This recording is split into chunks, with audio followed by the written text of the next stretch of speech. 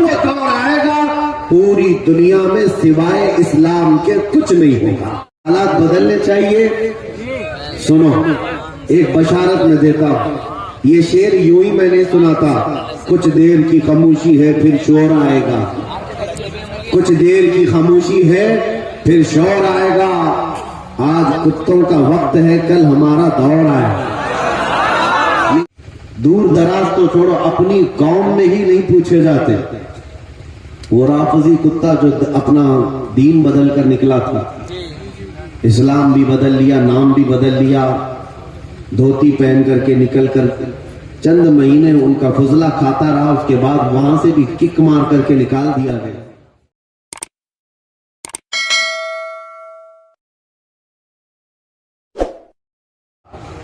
حتیٰ کہ لوگ مشہور ہونے کے لیے آج حضور پاک صلی اللہ تعالی علیہ وسلم کی گستاخیاں بھی کر رہے ہیں, اور ان کا مقصد صرف اور صرف اپنی قوم میں ہیرو بننا آج ایک فیشن بن چکا ہے. دشمنان اسلام کے درمیان بڑی بڑی کنٹریز میں بھی دیکھنے کو مل رہا ہے. جس کو بڑا نیتا بننا ہے وہ حضور پر بھونکتا ہے, اسلام کے خلاف, قرآن کے خلاف. ان ظالموں کو کبھی ڈوب کر مر کر سوچنا چاہیے. ہندوستان ہی کی اگر میں بات کروں, مجھے تو میری اس ادا پر بھی فخر ہے کہ اللہ نے مجھے اگر کچھ عطا کیا ہے تو میرے رسول کے صدقے میں عطا کیا. کسی دوسرے پہ بھونک کر تو مشہور نہیں ہوا. تمہاری کسی کتاب پہ بول کے تو نہیں آیا, نہ تمہارے دھرم پہ بول کر آیا, نہ تمہارے کسی گرو گھنٹال کو بول کے آیا. مجھے میرے مصطفیٰ کی عزت سے اللہ نے عزت دی, اور انہیں یہ سوچنا چاہیے تمہارے پاس رکھا کچھ ہے ہی نہیں جس کو بول کر تم دنیا میں پاپولر بن سکتے. تمہیں پاپولر بننے کے لیے بھی میرے نبی کا واسطہ لینا پڑ رہا. بدنامی سے بھی نام چاہتے ہو. دنیا میں اگر کچھ نام کرنا ہے بدنامی کے ذریعے سے, تب بھی میرے نبی کے نام پر بھونکتے ہو. آج ایرا غیرا نتو کیرا جیسا بھی ہو, اسلام کے بارے میں کچھ کہہ دے تو اس کو چند لوگ ہیرو بناتے ہیں, اور اس پاگل کو یہ نہیں معلوم کہ یہ 4 ہی دن کا ہیرو ہوتا ہے. جو یہ خلاف بھونکتا ہے حضور کی شان میں یا اسلام کے خلاف, اسے احساس نہیں ہوتا کہ وہ اس کی مثال ایسی ہے جیسے بیل گاڑی کے نیچے جو کتا چل رہا ہوتا ہے. اسے کتے کو ایسا لگتا ہے کہ پوری بیل گاڑی میں چلا ہوں. تھوڑی دیر کے بعد بیل گاڑی نکل جاتی ہے, تب اسے پتا چلتا ہے کہ کوئی بیل چلا رہے تھے. تو یہ ان لوگوں کی مثال ایسی کہ انہیں ایسا لگتا ہے کہ اب ساری دنیا میری ہے. ہم نے اپنی آنکھوں سے دیکھا, اور آپ کو بھی میں بتاتا ہوں, ریسنٹلی ہمارے اسی دیش میں ان کتوں کا حشر ابھی کیا چل رہا ہے وہ بھی آپ کو پتا ہے. جنہوں نے اسلام, قرآن اور میرے آقا کی ذات کو نشانہ بنایا, خوب بھونکتے رہے, آج وہ کسی پیپر کے کونے میں بھی نظر نہیں آتے. دوسروں کی بات تو چھوڑو, دور دراز تو چھوڑو, اپنی قوم میں ہی نہیں پوچھے جاتے. وہ رافضی کتا جو اپنا دین بدل کر نکلا تھا, اسلام بھی بدل لیا, نام بھی بدل لیا, دھوتی پہن کر کے نکل کر چند مہینے ان کا فضلہ کھاتا رہا. اس کے بعد وہاں سے بھی کک مار کر کے نکال دیا گیا. اور اس کے بعد آج حالت کیا ہے. اسی لیے میرے عزیزو یاد رکھو, دنیا کی چند چکا چوند کو حاصل کرنے کے لیے انہوں نے میرے نبی کو نشانہ بنایا. لیکن ایک بات میں بتاؤں, آج سے 1400 سال پہلے نبی پاک صلی اللہ تعالی علیہ وسلم کی شان میں حسان بن ثابت نے کہا تھا, یا رسول اللہ آپ سے زیادہ حسین میری آنکھوں نے دیکھا, آپ سے زیادہ خوبصورت کسی ماں نے جنا نہیں. انہوں نے حضور کی تعریف کی تھی, اللہ تعالیٰ نے ان کا نام آج تک زندہ رکھا. حضور کی شان میں تعریف کرنے والا. باقی جو بھونکنے والے تھے ان کے تو نام بھی یاد نہیں لوگوں کو, جو اسلام کے خلاف دسیسہ کاریاں کرتے ہوئے اپنی زندگیاں تباہ کر گئے. میں آپ سے پوچھتا ہوں, جس نے بغداد میں مسلمانوں کی کھوپڑی سے مینار بنا دیا تھا, وہ چنگیز اور ہلاکو ان کی قبریں کہاں ہیں؟ ذرا ڈھونڈ کے دکھاؤ. ان کے نشانات کہاں ہیں؟ ان کی اولادیں کہاں ہیں؟ ان کے تاریخ میں وہ مقامات کیوں نہیں آج؟ لیکن آج ہندوستان ہی نہیں، دنیا اسلام کے جس خطے میں بھی جاؤ، حضور پاک صلی اللہ تعالی علیہ وسلم کے عشق میں بولنے والا امام احمد رضا ہر جگہ بولا جاتا ہے. امام احمد رضا کا چرچا ہر جگہ ہوتا ہے. کیوں ہوتا ہے؟ اس لیے کہ اس اعلیٰ حضرت نے اپنی زندگی حضور کے عشق میں فنا کر دیا تھا.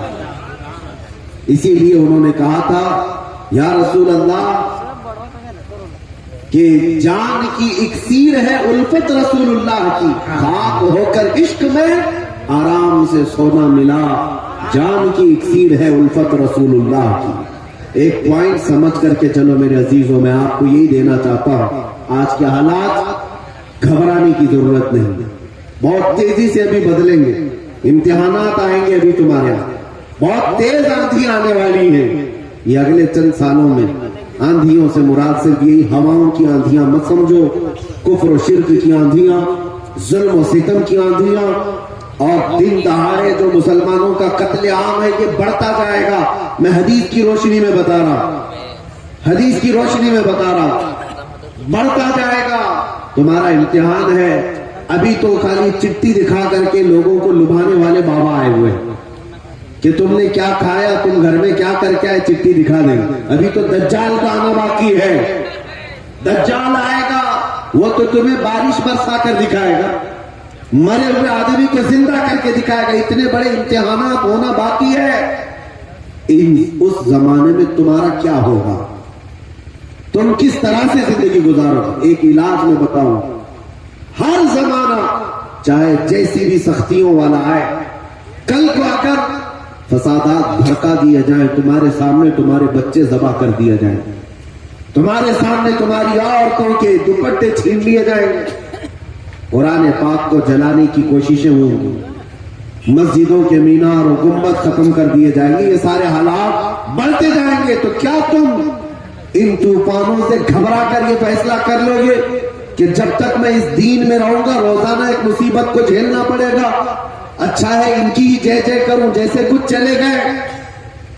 تو میرے عزیزو، اگر تمہارا قدم ذرا برابر ڈگمگا گیا تو پھر آج ہی سے طے کر لو کہ تم ایمان میں آئے نہیں تھے، منافقت میں تھے، نفاق تھا. جس کا ایمان ہے وہ ان آندھیوں میں ایک ہی سہارے کے ساتھ زندہ رہے گا. ایک ہی سہارا، چھوڑو کوئی قائد نہیں ملنے والا ہے، مشکل ہے.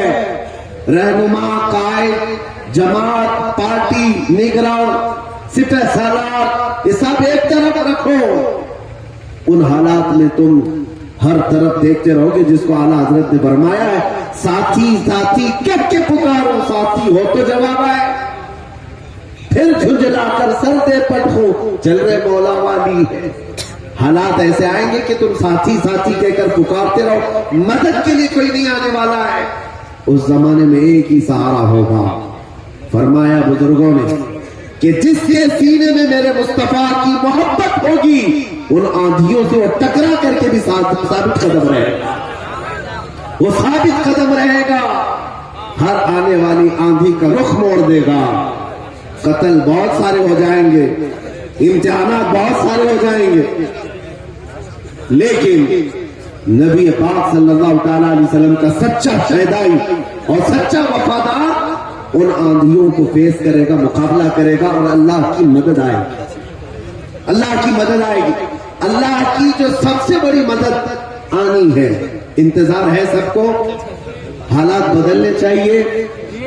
سنو، ایک بشارت میں دیتا ہوں. یہ شعر یوں ہی میں نے سنا تھا، کچھ دیر کی خاموشی ہے پھر شور آئے گا، کچھ دیر کی خاموشی ہے پھر شور آئے گا. آج کتوں کا وقت ہے، کل ہمارا دور آئے. یہ یوں ہی نہیں کہتا، یوں ہی نہیں کہتا. اللہ کی سب سے بڑی مدد جو آنے والی ہے وہ قریب ہے، قریب ہے، قریب ہے. وہ کس طرح سے آئے گی؟ ان قریب مدینہ طیبہ سے امام مہدی کا ظہور ہوگا، اور امام مہدی آئیں گے.